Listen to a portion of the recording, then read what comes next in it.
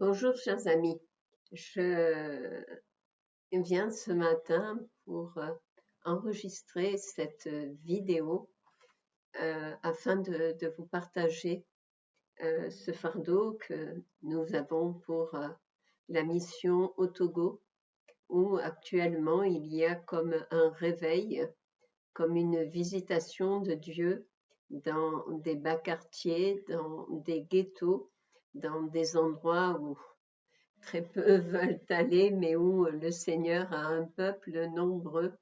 Et donc, depuis cette année, j'ai commencé à aller dans cette mission au Togo et principalement pour aller vers ces gars qui sont dans les ghettos, ces personnes qui sont dans des ghettos. Alors, pas que je ne connaissais pas au niveau de l'Afrique tous ces bas quartiers, ces bidonvilles, ces, ces familles qui vivent dans des conditions d'extrême pauvreté à briser le cœur et vraiment c'est terrible. Et là, j'avais reçu les photos de ces jeunes hommes qui étaient assis dans les détritus, où l'on voyait aussi les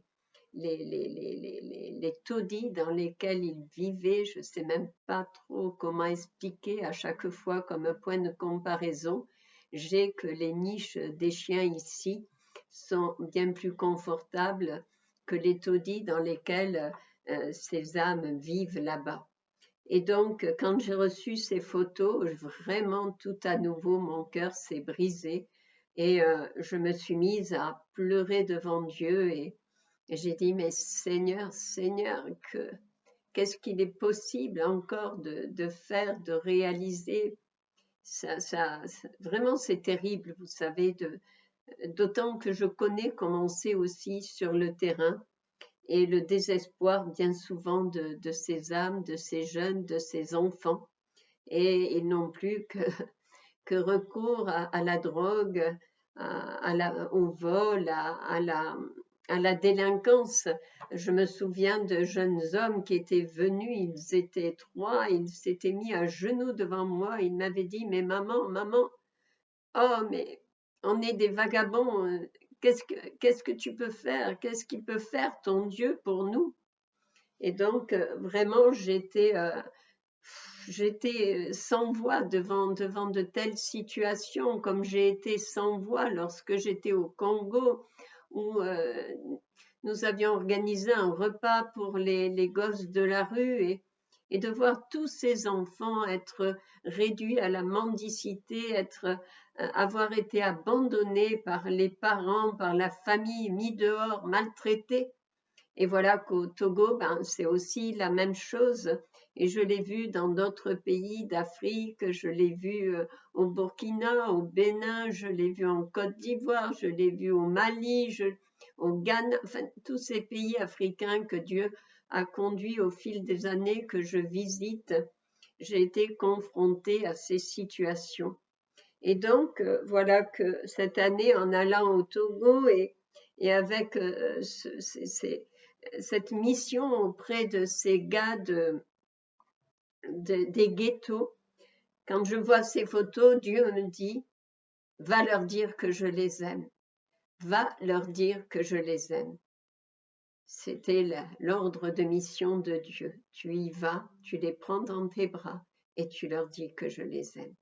Et donc, je suis allée, malgré mes 71 ans cette année, je suis repartie et j'ai pris ce chemin à nouveau des missions dans ces bas quartiers et dans ces ghettos tout particulièrement où je suis allée prêcher la parole du Seigneur.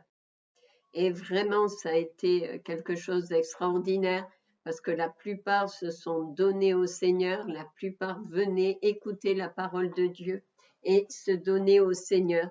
Et déjà, l'assemblée qui me recevait avec le pasteur Boris et le frère Ama qui est ici en France et qui supervise un peu avec son association nombre d'actions en faveur de tous ces cas difficiles, de relever ce défi de la pauvreté.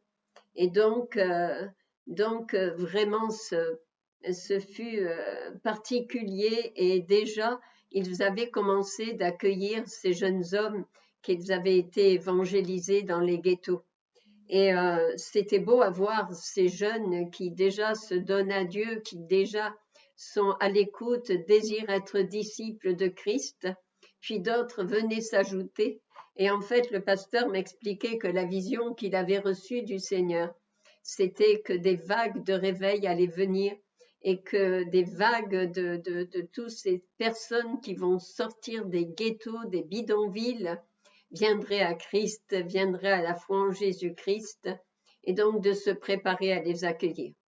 Et depuis ce début d'année où je suis allée là-bas, eh bien, ça a continué d'arriver, ça a continué de venir dans cette assemblée, et donc, ils commencent à être particulièrement nombreux, et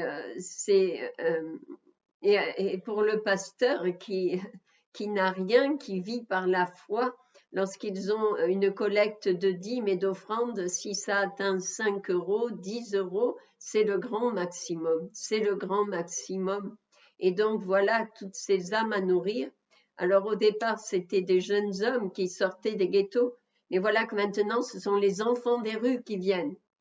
Et déjà, il y avait une vingtaine d'enfants de la rue qui étaient là. Et moi, je ne le savais pas au départ, donc j'avais déjà pris en charge des familles vraiment dans l'extrême pauvreté. Quand je suis allée les visiter, eh bien, c'est impossible de rester insensible.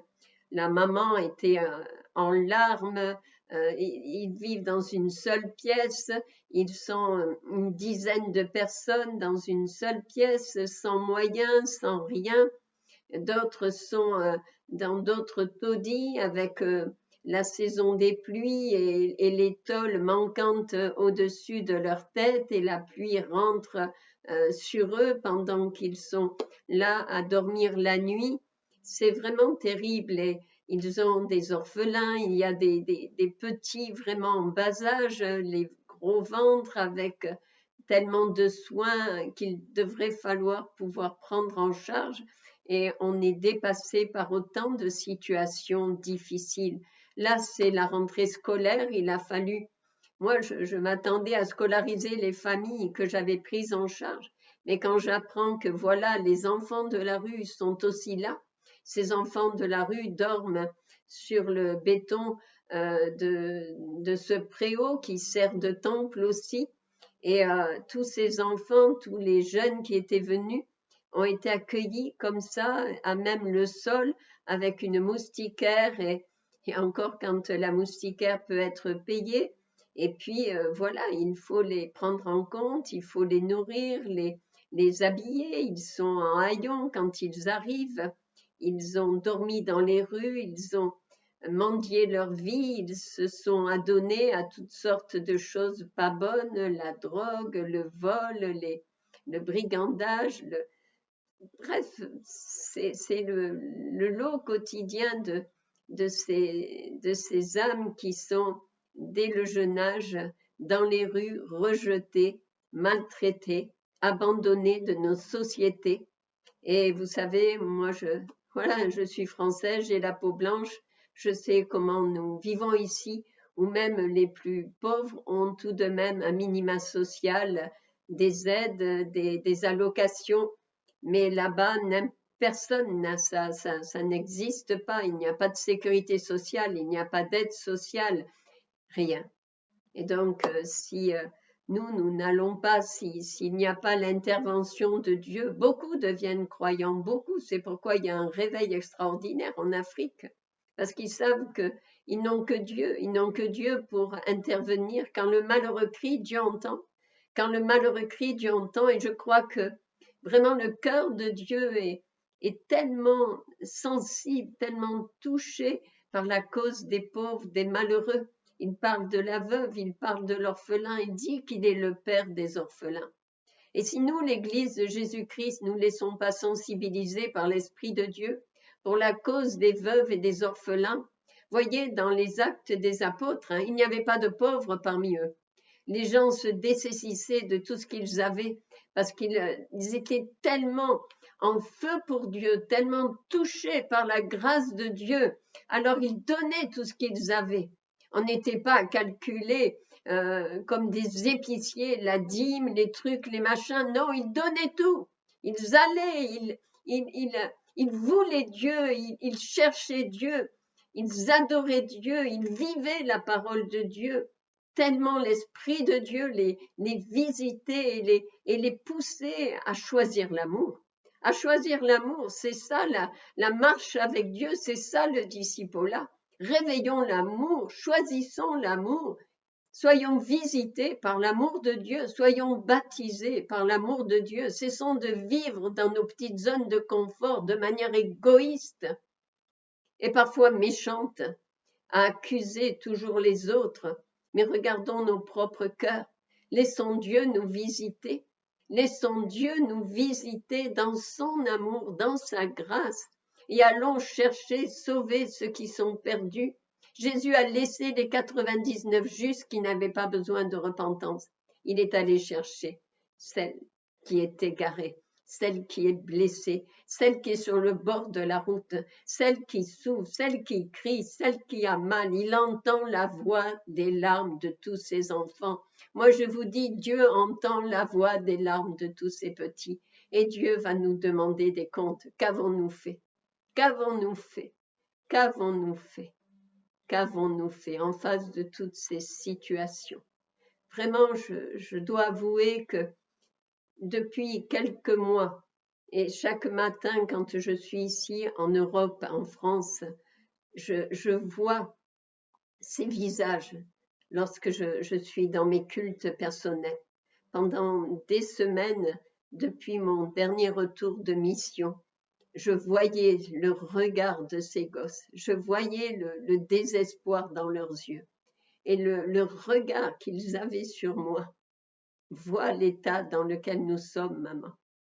Au secours, c'est le cri, le SOS du Macédonien.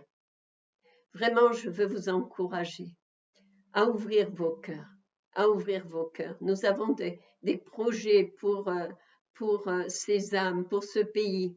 Nous allons partir prochainement en mission avec une jeune sœur qui a à cœur aussi de leur apprendre, de les éduquer, de leur faire l'école. Nous avons le projet d'achat d'une ferme où nous pourrons les déplacer depuis ces zones de la ville de Lomé où ils ont été réduits à la mendicité. Nous voulons les sortir de là, les mettre au large dans une ferme que nous désirons acheter, où nous pourrons aussi créer une école pour les instruire, pour les éduquer. Mais nous ne pouvons pas. Moi-même, je vis par la foi, ça fait plus de 35 ans maintenant, je vis dans la dépendance à Dieu. J'ai fait de multiples missions un peu partout en Afrique et jusqu'au Pakistan et en Europe, et vraiment la fidélité de Dieu. Si ce n'est la fidélité de Dieu, je ne serais pas là aujourd'hui. Je suis passée à travers tant d'épreuves, tant de souffrances, tant de problèmes même de santé dans mon corps, étant seule en Afrique. Aucun ministère n'avait voulu m'envoyer, J'étais formée par une église qui ne reconnaissait pas l'appel d'une femme au ministère. Je suis partie seule avec Jésus. J'ai eu confiance dans ce Dieu merveilleux. J'ai mis ma foi, j'ai mis ma main dans la main de Jésus et depuis je marche avec lui et sa fidélité est extraordinaire. Je ne peux que rendre grâce et gloire à Dieu pour tout ce qu'il a fait. En Côte d'Ivoire, nous avons pendant tout un temps, jusqu'à ce que le cancer me frappe, hébergé, nourri jusqu'à plus de 100 personnes par jour. J'étais arrivée là-bas juste avec mes valises et Dieu a pourvu, Dieu s'est souvenu de tous ces petits, Dieu est intervenu, on les a arrachés aux portes du séjour des morts et on les a amenés dans la glorieuse et merveilleuse présence du Seigneur et il est intervenu, il les a sauvés, il les a secourus, il les a logés, nourris, blanchis, il est un Père, il est un Dieu d'amour. Mais il a besoin de bonne volonté, il a besoin de disciples, il a besoin d'hommes, de femmes, de plus jeunes maintenant qui se lèvent et qui plaide aussi la cause du pauvre et du malheureux au trône de la grâce de notre Dieu. Voilà, je ne veux pas être plus longue, je parle avec mon cœur, de toute façon, je ne sais pas parler autrement. Je ne sais qu'apporter le conseil de ce que j'ai compris, mais surtout vécu avec Dieu par sa parole. Sa parole, elle est vivante. Sa parole, elle se met en pratique. Sa parole, elle se vit. Elle se vit. La lettre tue, mais la parole de Dieu, vécue, portée par l'Esprit du Seigneur, communique la vie et apporte la vie partout où nous passons. Redevenons des distributeurs de vie, communiquons la vie, apportons la vie, soyons la vie de Jésus sur cette terre. Je crois que le prochain réveil, nous l'attendons tous, tout le monde en parle. Ce réveil bien-aimé, ce sera celui de l'amour ou ça ne sera pas. Et ça, Dieu me l'a révélé il y a longtemps. Et c'est ce que je prêche depuis tant d'années. Le réveil de l'amour. Réveillons l'amour, vivons l'amour. Soyons épris de notre Dieu au point d'être rendus capables même de donner notre vie pour secourir ceux vers lesquels il nous envoie. Je ne fais aucun cas de ma vie comme si elle m'était précieuse, disait l'apôtre Paul. Pourvu que j'aille, pourvu que j'atteigne le but que Dieu m'a fixé sur cette terre. Je ne veux pas partir, je ne veux pas aller, que déjà j'ai vu cette grâce être déversée de notre Dieu dans ma vie, dans la vie de ma maison, dans la vie et pour la cause de l'évangile de Christ, partout où il m'envoie, où il nous envoie, où il veut vous envoyer. Que Dieu vous touche, et que vous soyez vraiment rendus sensibles à la cause de tous ceux qui souffrent. Cessons de regarder nos nombrils, cessons de pleurer sur notre propre sort, mais pleurons devant Dieu pour libérer un réveil de l'amour en faveur de tous ceux qui sont dehors, au nom de Jésus. Soyez tous bénis en abondance et rendus vraiment une source de bénédiction pour toutes ces âmes qui sont dehors et qui attendent. Amen.